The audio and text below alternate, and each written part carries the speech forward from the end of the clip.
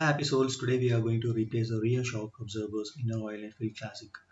And to get access to the rear shocks, first we have to remove the rear mudguard unit due to the poor engineering of the Royal Enfield. And I will say why it is. And it comes with 13 bolt. Do the same for the LH side and the RH side, and remove the 13 bolt. After removing it, move to the bottom part that is located near the rear footrest unit. It is coupled with it, and it comes with a combination of 13 into 12 nut and bolt assembly. After removing the LH side, do the same for the RH side.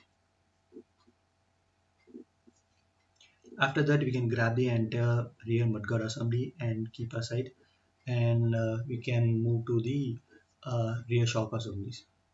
Here, if it is too hot, hit with the hammer in the opposite direction, or you can grab the entire assembly like this and shake a little, and it will easily come off. After doing this, the wirings will be there, so I'm keeping placing it as it is near the wheel and moving on to the rear shock assemblies.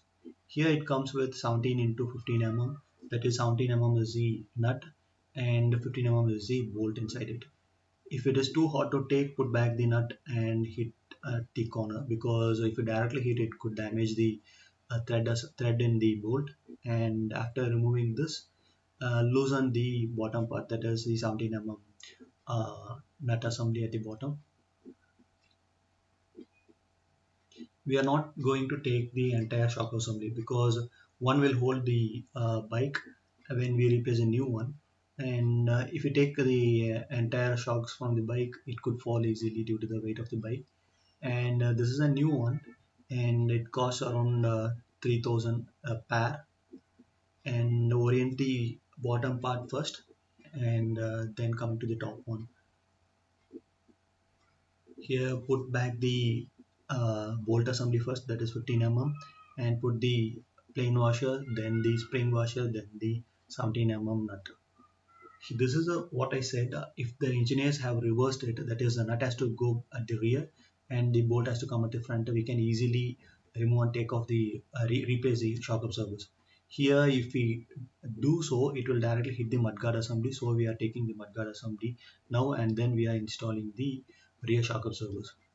If they are pointing on the aesthetics, if you see the mudguard assembly nut and bolt, it is 12 into 13 it looks same as the shock absorber nut and bolt assembly, so they could have used it, and due to the poor engineering we are doing like this. And once it is done with the RH side, do the same for the LH side. That is, bottom comes with 17 and at the top it comes with 17 into 15 and at the top here the assembly is yeah, there is a grab handle which we usually use to put the main stand. And the assembly is like put the nut, remove the nut, the spring washer, the grab handle, and the plain washer,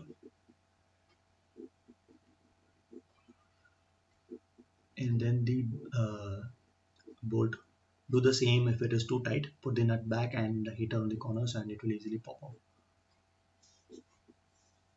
Now we have removed the LH side shocks and we can replace it with a new one. Here, one more point is when we overload the bike, that is triples, or sometimes due to the road condition, the bush may damage. So you can notice the vehicle is going in a single direction, or it is misaligned, or even the tire may wobble. It may be due to this reasons. You can see a bush around it. This could be the problem. If you want to replace it, if the shocks are good, you can replace it with a new one. Just the bush and the orientation and alignment will be proper, and you don't need to change the entire new shock absorber assembly. Try it if you have a problem. And after installing it, put back the shocks on its place and put the uh, nut and bolt assembly.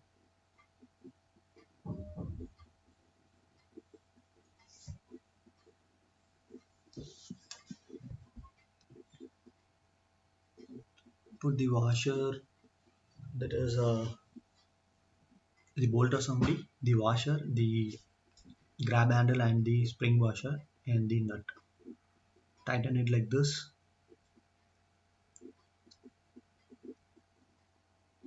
and then move to the bottom part of the rear shocks, that is the LH side.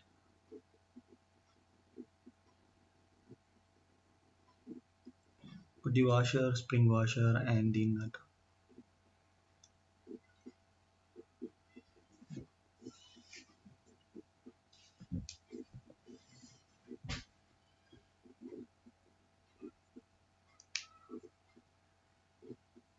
Now we are orienting the rear mudguard assembly.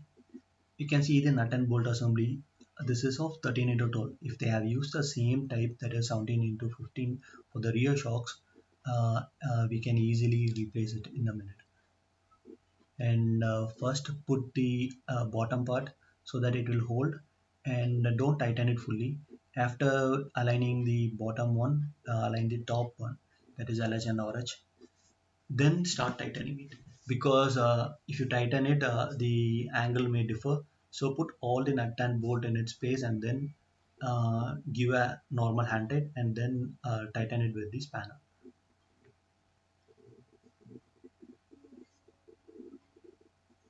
LH side is done, RH side is done.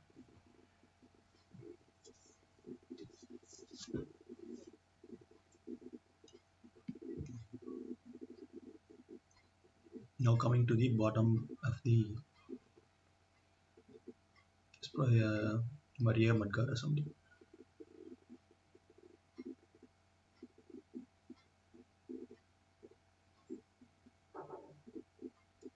Coming to the LH side, do the same.